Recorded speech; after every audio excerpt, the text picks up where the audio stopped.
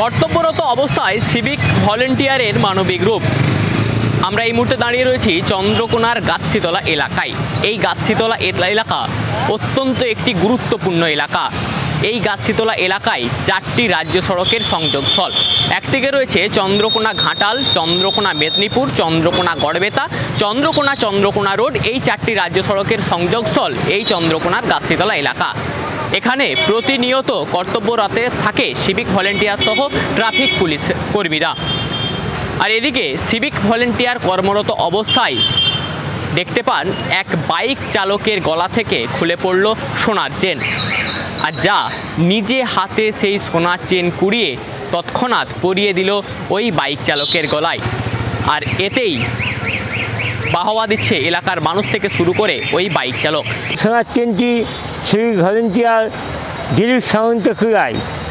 যথারীতি কিছুক্ষণের মধ্যে সেই ভদ্রলোক সোনার চেনটি খোলাখুলি করলে দিলীপ সামন্ত সেই সোনার চেনটিকে সেই ভদ্রলোকের হাতে তুলে দেয়।